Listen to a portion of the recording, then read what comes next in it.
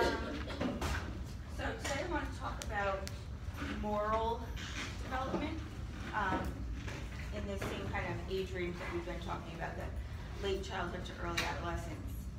And when we are doing our papers for these people that are going to be due, what, a week and a half, right, when we come back from Thanksgiving, I want you to definitely try to incorporate these different levels of moral development, that we're going to talk about today a little bit. So in general, when we're talking about morality, what does that mean to people? How would you define that? Or a lot of times I hear it kind of used interchangeably with ethics, even though I know there is a difference.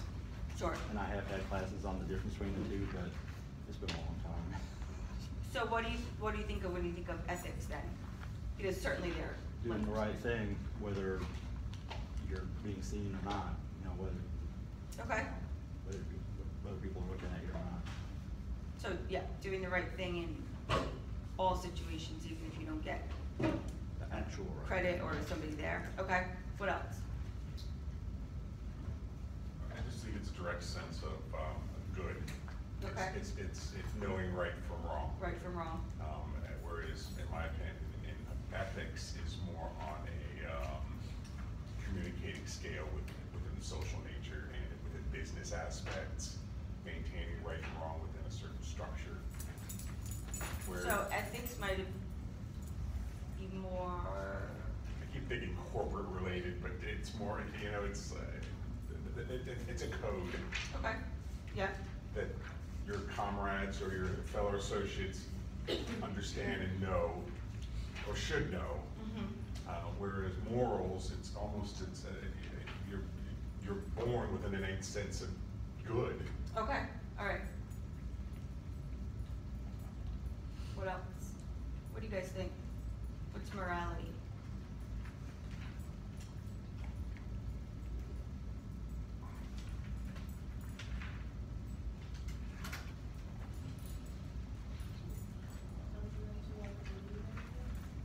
Okay, so more of a code that you believe in and what you believe in. Okay. So obviously there's tons of people with tons of different perspectives on ethics, morality, what's good and what's not good, what's right and wrong, who decides what's right and wrong, you know, that sort of thing. And we can look at, has anybody taken a philosophy course at all, or an ethics course? Yeah, well, like I said, it's been a while. A while, about okay. 11 years ago. So there's a lot of philosophers that obviously have a lot to say on this sort of thing, right? We can look back for a while too. So I'm going to go through a couple of scenarios, and then we're going to talk about different kinds of morality. Okay, what's sort of some of the different theories. So these are a couple true, I guess, scenarios. So this is first. 1842, a ship struck an iceberg, and more than 30 survivors were crowded into a lifeboat intended to hold 7. As the storm threatened, it became obvious that the lifeboat would have to be lightened if anyone were to survive. The captain reasoned that the right thing to do in this situation was to force some people to go over the side and drown. Such an action, he reasoned, was not unjust to those thrown overboard, for they would have drowned anyway. If he did nothing, he'd be responsible for the deaths of everyone. Right? So either everyone dies or some people die and some people live. That's where we're at. So some people opposed the captain's decision. They claimed if nothing were done and everyone died as a result, there would be no immoral act done. So the captain goes against everyone or other people's things. He does throw some people overboard. He does not throw himself overboard because he believes that he could best get the rest of the survivors to safety. The ship is saved, and when they get home, there's a trial, a murder trial, and he's found guilty for the people that he threw overboard. All right? What do you guys think about that? Did he make the right moral decision?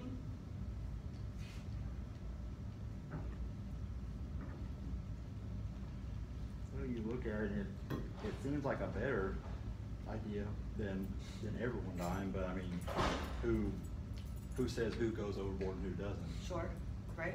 There's no real good way to it though. Anybody else have a thought on that? On if he was right or wrong? All right, let that ruminate for a little bit. We'll talk about another one. So do you guys know Sophie's Choice? Anybody? No? Okay. It's a book and a movie. Sophie is a Polish woman. She's arrested by the Nazis in World War II and sent to Auschwitz. And she is not Jewish, she's just Polish. So she is honored, they say, for not being Jewish and is given a choice. She has 2 children. So the choice is she can choose which child will die and which will not be taken away right then. Or if she doesn't choose, they're gonna take both children. So this is Sophie's choice. She has to make this choice, right? So obviously this is an extremely difficult decision for a mother, and they're literally being pulled away from her and she can't choose.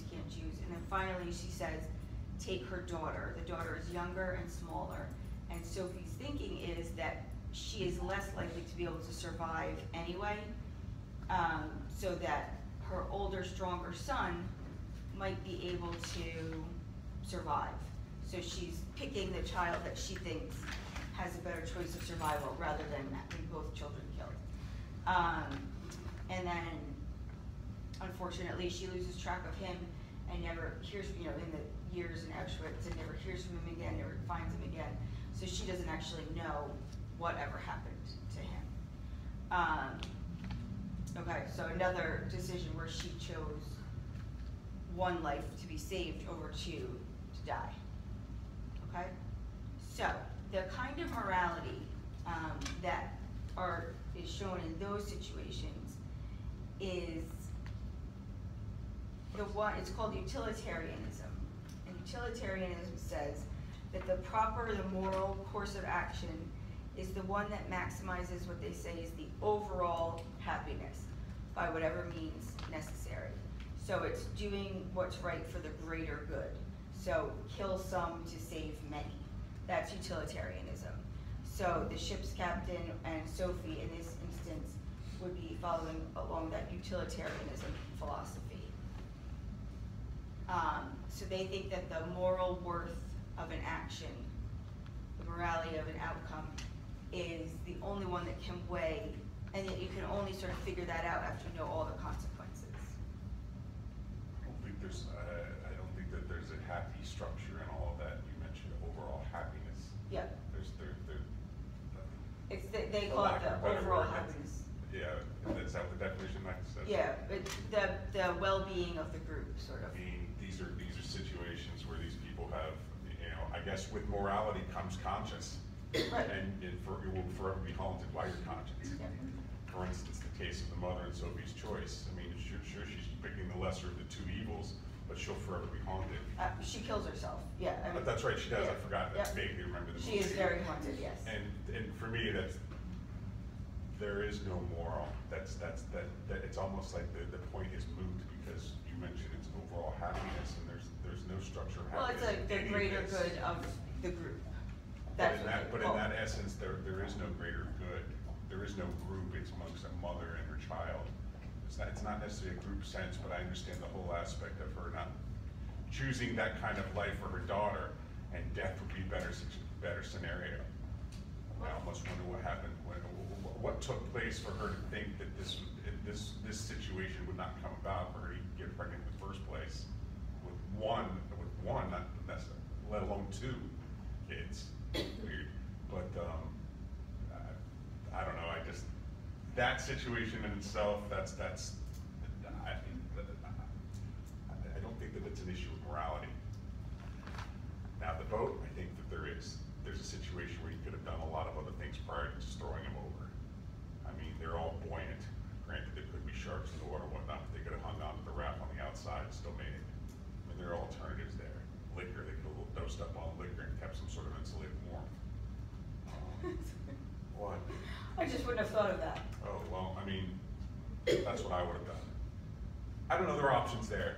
But the case with the mother and daughter, I don't think Sophie's choice is different because it's very specific. Sure. It's a small group, like you said. Do you remember who the philosopher was associated with utilitarianism? Yeah. Isn't he like some psychologist? Kant. Huh? Immanuel Kant. Yeah. Yeah. That's what I thought. I was in a philosophy Yep. class. Okay, so let's switch for a second. So that's utilitarianism, would be the kill one to save many, or the greater good. Then we have something called deontology. In deontology, that says that you can judge the morality of an action by its, in and of itself. So killing one person to save 1,000 is still wrong because you shouldn't kill. So even if you killed, you know, people talk about these things too. Oh, could you go back in time and kill Hitler, or you know, this sort of thing. So deontology would say no, never. It's never right to kill somebody. It doesn't matter if you're saving one person or 1,000 or 1,000,000 people. The act of killing is wrong. So that's always that. Okay, so the utilitarianism versus deontology, now we've got two sort of things to look at, and you know, moral codes, the way they work. So a lot of people, all right, we'll do the train track scenario. This is like the easiest way to look at this stuff, I think. All right, so we're gonna look at trains on a track and different things. So we've got a train full of people, say, runaway train, and it's coming to a split. And you're standing there and you can flip the controls. So either the train goes down one of the sides and it keeps going and crashes and the whole train dies, everybody on the train dies. Or you can flip the track and it will run over one person standing in the track. But everybody else on the train will live. So 300 people say on the train live. So what do? You're the one flipping the control. I would choose. You may choose the one person. Anybody else have a thought? Can I hear the question again? In a second. Pull the plug. Yep, pull the controls, okay. Now, take that same scenario, and the person standing on the track that we're running over is a 6-year-old child. I would. Oh, that sounds so messed up, but, I mean, a life is a life, but I would probably. They shouldn't be playing on the tracks. Right, we should keep our children off the train tracks, I agree. But, say that you are, and you're there, and you're the one pulling the trigger, so to speak. Are we running the kid over? Fortunately. Okay. Now, the train is full of 300 convicted rapists and murderers, and we know they're guilty. Do we kill the kid still? What do you guys think? I personally would. You change now the Yeah. train's going, right? I need more data. That's all you got. You're there, the train's coming, you gotta pull the trigger. I'm in the same boat as him, I need more data. Well, you don't get it. You gotta make a decision. Sophie she didn't get more data. She didn't have her crystal ball. Poor Sophie. Poor Sophie. Meryl Streep's put a lot of rough people, right? Yes, She's she really did. terrible. Okay, now the train is full of nuns, and so it's nuns versus a kid. No. The nuns go. They could be rapists and murderers too. Very true. It's true. Well, I mean, they're, you know, you're highly religious, you're very close with God, and you understand that whole, they have such a high devotion to. So the nuns would want you to kill them. Basically, well, either. They might, I mean, or- you know, they may choose martyrdom over the death of a child, certainly. Yeah, or just like, I mean, they dedicate their lives to that belief, their faith, that, you know, that basically like, towards the end meeting God and all that, so I believe that they would be kind of more at peace, Okay. less frantic, I feel like, than.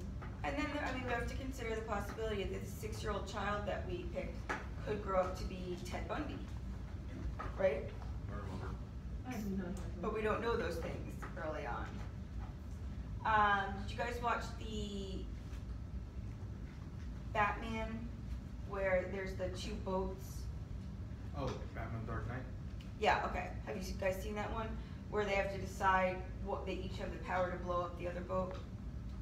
Okay, so. It makes me sad they convicted felons when he threw out Burmo when the guy was considering blowing up the ship. Right, everybody assumed, what, that it was gonna be the convicted felons would blow up the civilians or the, you know, the regular passenger boat, right?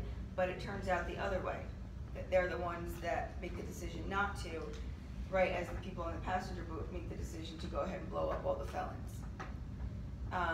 So it's not always sort of what we think either. What are some other situations? This train track thing, what if you were not the one that had to actually pull the tracks? What if you were here or in another place and you're being told to make the decision? So you're not sort of physically responsible for it, but you're, you know, you're gonna be able to say, do it or not, switch the tracks or not. Does that change how you might feel about it? Or what you think you may actually do in that situation with the train bearing down? Yeah, cause I feel like I'd feel better if I probably would feel better, but it would probably.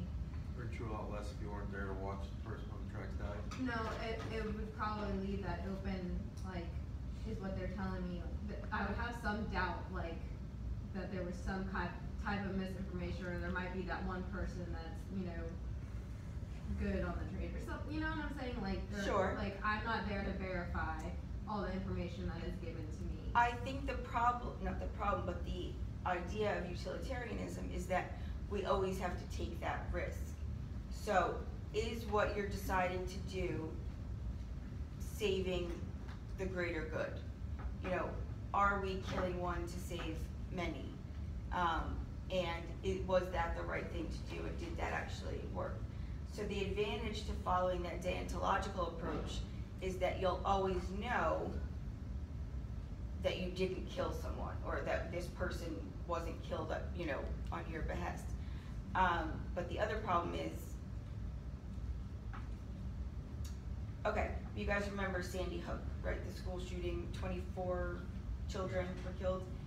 So if you're there and you have a gun and Adam Lanza comes to the school and starts shooting, do you kill him? Yes. Do you shoot him? Yes. So deontologically, you'd say no, right? It's never right to kill somebody, even if it stopped this man from shooting It's 24 survival, innocent children. and it's instinctual, and when you get caught up in the inertia of a situation like that, and the time constraints involved, you're pretty much relying completely on instinct. Yep. And instincts are gonna pretty much sway you in a moral or immoral situation where, whether it's right or wrong, you're gonna go on your instincts.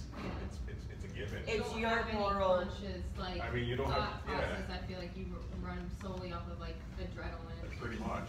So because of that, you're gonna run off your internalized moral code. You're either gonna shoot somebody or not. Sure. So I mean, I know people that are in, that would probably be in situations like that would be so terrified of a moment where, regardless of their life, they wouldn't do it. Yeah. Like, I can imagine an elderly person in a situation like that, or someone who's not necessarily familiar with defense mechanisms, or sure, know how to defend them, just in that situation. right. Yeah. But taking it a little less cognitively and a little more, would I shoot this guy to stop him from shooting children, or will you never take up arms, say, against someone? I mean, in that situation right there, I'd be probably the first one to shoot. Right. Some people would, some people wouldn't. That's Sure. the, and like you said, you have to Absolutely, act in that moment. So it's how you've internalized, so everything in your life sort of leading up to that, and your internal code is going to come out in that split second when you don't have time to Sure. process, right? There's this movie coming out, is it Hacksaw Ridge, where the guy Yes. Oh, right, refuses yeah. to take up arms, right? So that's a really interesting, and apropos to today's lecture, look at somebody's developed morality, right? Yep. Just as a question,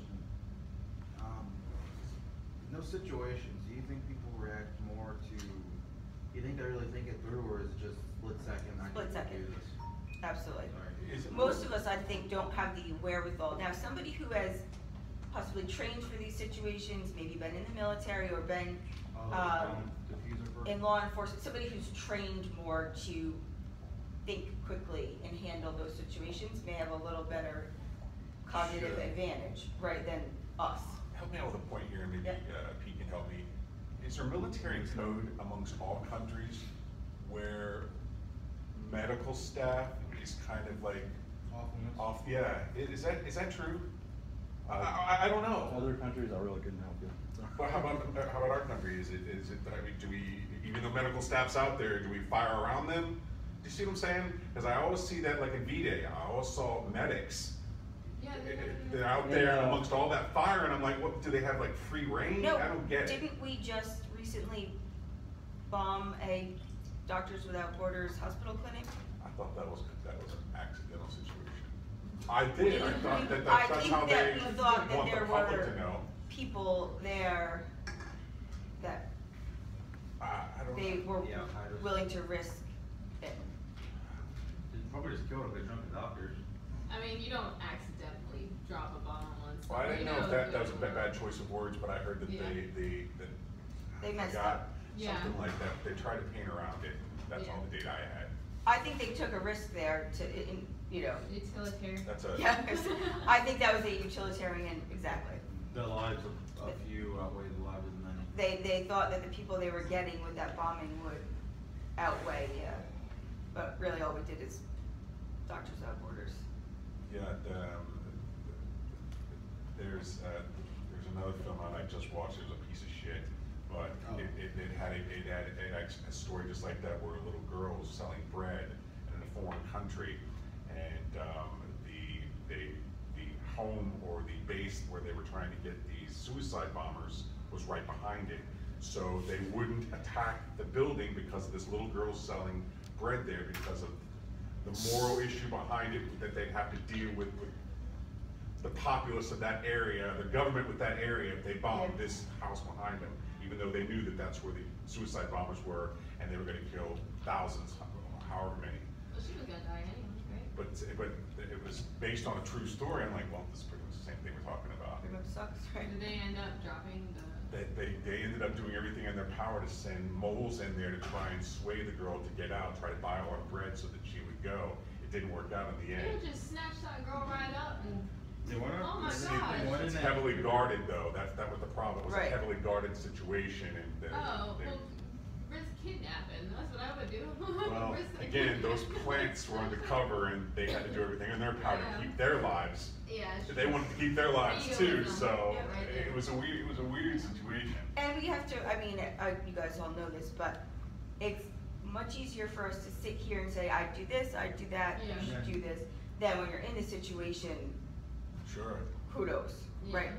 When you're the one that is pulling the trigger, or not, or deciding if you're, gonna risk your life. And that or was the not. moral of it, because the guy who was behind the actual computer with the drone to drop the bomb was the guy getting all the information from the people looking at the situation. So he was literally listening for the command, Right. but seeing what was about to be hit. And he's like, I can't do this.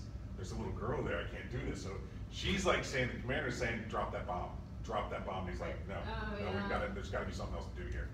And that's the whole too with the following orders Sure. and, obedience to authority and things like that.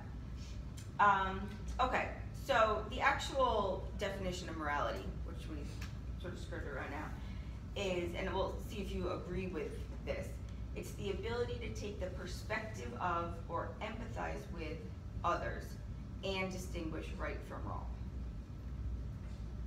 So we all have what I would call our own moral compass, right? And that's what we've been developing throughout our lifetime and everything that we have, our cognitive experiences, the way we're shaped, the way we interact with society, our genetics, all of that are sort of help us internalize this moral compass. One thought about morality is that it might be sort of somehow based in our biological, our genetic predisposition. Where do you think that idea comes from, that we are sort of genetically predisposed to be somewhat moral?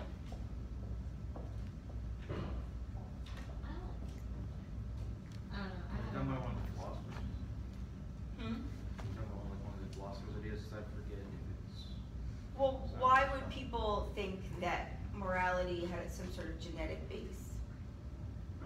What function would it serve, maybe from an evolutionary standpoint?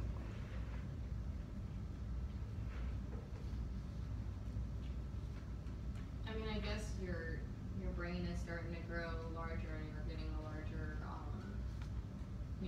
pieces of your lobes and what is it, the prefrontal cortex that does with the emotions and stuff. And Survival of the species, you're Yeah. gonna wanna do good for the greater of the populace. Exactly, right? So you wanna eat, you wanna help each other eat, feed everybody so that we can keep populating. Exactly, right? So, I was way off. no, but I mean, there's not really rights and wrongs in this, right? But the idea that, yeah, we need to help each other survive so that we can procreate and, keep our species going. So that's part of it, right? That's certainly not the only reason and the only factor. But there's a little bit of that Darwinian aspect of things. And then, that in itself is good. right. And I see where you're going with this, the whole moral code and the exercises you just gave, because throughout the course of life in each and every one of us, we're presented with situations where our morality is on the line. Yep. It's almost like destined to happen to each of us. Yep. And it's not necessarily life or death, it's in any situation. Many situations, right? Which brings me to another sort of generic question. Do you think that morality is dependent on the circumstances? So that's more utilitarianism, right? Or are there universal truths like thou shalt not kill sort of thing?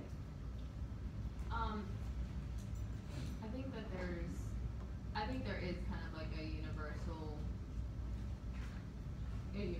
truth, like when it comes down to your basic,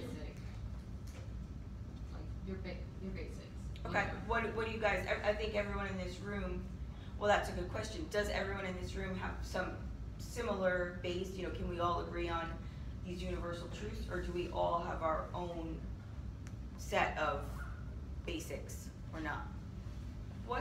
Okay, let's go around one person, each person. Tell me one thing that for you would be a universal truth. That you think would be, anyway, right? Give an example. Just give an example for you. Set the tone, please. I would say, for me,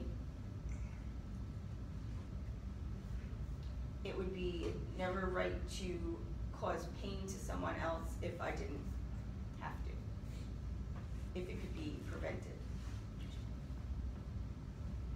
I think that maybe like using kind of like the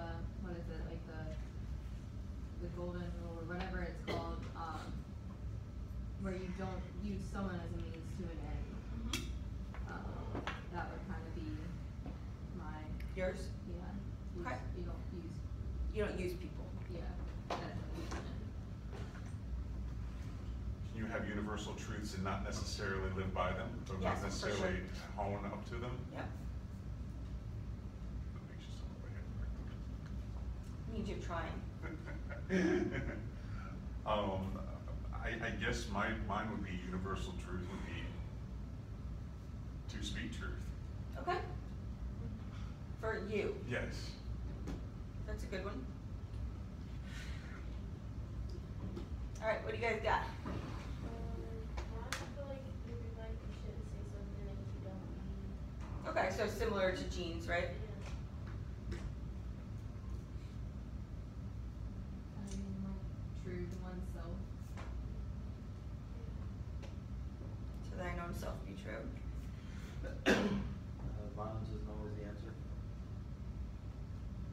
Okay. So, if it isn't always the answer, you're gonna try not to commit. Take the peaceful road as much as possible. Okay. So all of us, myself included, except for Jean, are sort of, like I'd say if I cause pain if I don't have to, you know, we're all giving ourselves little out claws. It's that little moral loophole that we're gonna try not to fall into. What about you, Pete? What do you think?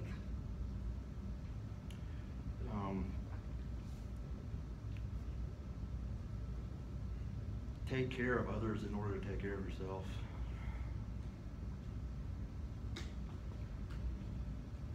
So, would you put care for others in front of care for yourself? Or take care of yourself so you can always be available to take care of others? You know, put your oxygen mask on Kind of a first. mix of the two, Just- depending on what's going on at the time. It's true, right? But yeah, It's true, it's a yeah. little bit of both. Yep.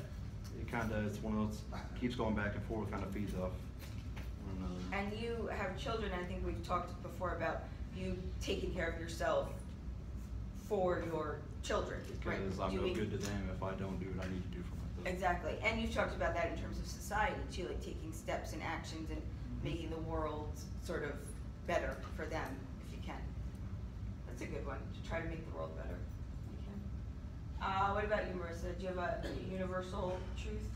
I don't know, I would just say like not like taking advantage of others in order to like, get like your way. Yep. So, what about you? You agree with Marissa?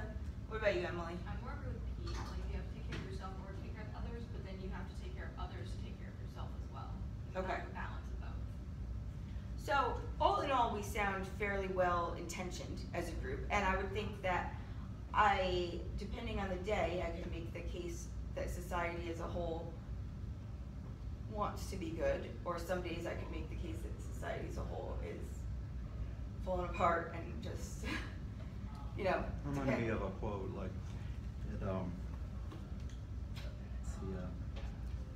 the world's a fine place and worth fighting for, but only half of that is true. Or, that's not the Yeah, word yeah. for word, but. Yeah, and there's a lot of, like, there's that very famous Gandhi quote, like, be the change you want to see in the world. Michael Jackson, I'm looking at the man in the mirror. So there's all sorts of tides of this, right, throughout our culture and people trying to be, we've got the golden rule, do unto others as you would have done unto yourself, right? So I think what we're saying, at least at this point in time as a group, is that it's a little bit dependent on circumstances. You know, that we all are well-intentioned. What do you guys think? Do you think that our society, that this country, for the most part, people, or the world, people have good intentions? You'd like to think so. I And the would fact like to that we think are so. completely data dependent is scary in itself, because Jesus said, it's proven that half the stuff, if not more, is that everything we read is false. I was just watching, last night, John Oliver, you guys watched John Oliver? And they did a study, not them, I think CNN, that at any given time, the information that you get, a lot of people get their news from Facebook now. Yeah. So I'm not on Facebook, but that at any given time, like 33% of the content was completely and totally false. A third of what people are taking in as truth, because there it is on the internet, and it looks like a reputable source, maybe. I mean, you're right. In fact, this campaign was based on, if I'm not mistaken, just about every one of the debates had a de facto meter there. And it Compare totally, what did they say was right, was it wrong, let's back it up with tons and like, tons of just data. completely made up Sure. facts and data that was not true whatsoever, right? And then we're taking this in as fact. Yeah, that's all anyone has to go on. Yep. It sucks. Okay, so along we talked about our moral development, how we get to where we are right now. So there is a gentleman, scholar, there's lots of them, but Lawrence Kohlberg, who does some of these studies in morality. And he comes up with certain stages of moral development. So we're going to go through those a little bit, and as we're going through them, keep in mind some of what we just talked about. Also keep in mind the character or the figure that you're going to be writing your second paper on, and how they would have sort of come along in these stages of moral development. So what Kohlberg does in order to study this moral development is he talks about these moral stories, which is sort of what we were just talking about, you know, what would you do in this situation or that situation? He gives them, he's a big sample size, right? He gives them all different people, all different ages, so to kind of get an idea of where morals are at a certain time. So it's not really a question of what right and wrong what they said, but he's more interested in the reasons that they give. Why do you think that's more important?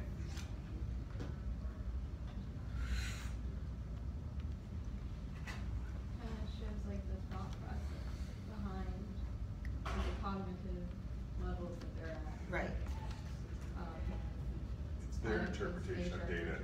Yeah, their interpretation of data and why they sort of said what they said.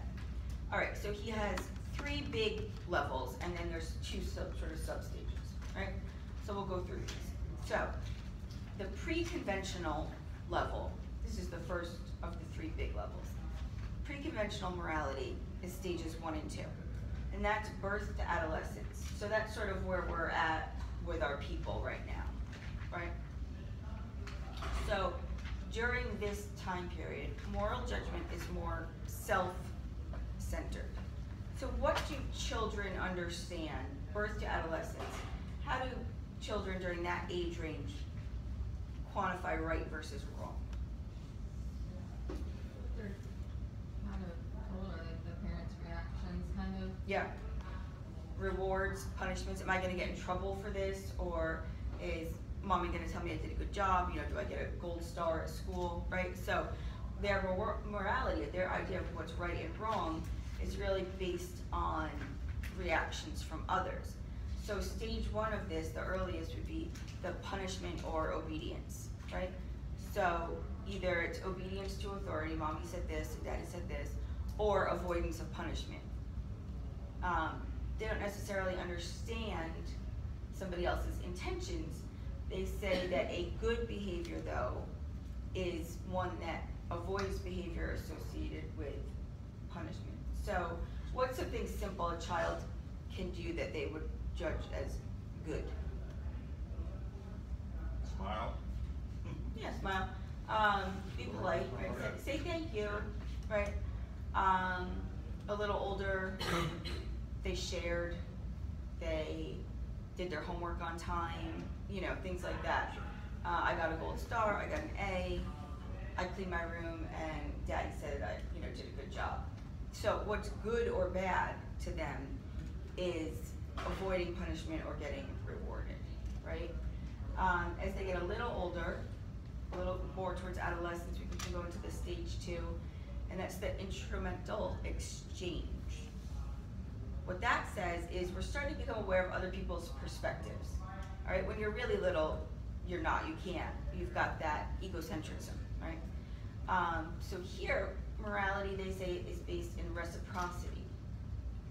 So, what do you think, well, what does it mean to be reciprocal? Reciprocate, I mean, like, doing to others as you would have done it to yourself. Yeah, reciprocating a gesture. A good deal, too, right? So I do something. But you said it a different way. How did you use that term? Reciprocity. Reciprocity. Morality is based in reciprocity. So something is good if you get something good out of it. That's how we start to understand things. So thinking about an older child or an adolescent, maybe a good moral judgment would be to do your chores all week so that you get the car keys on the weekend. That's good.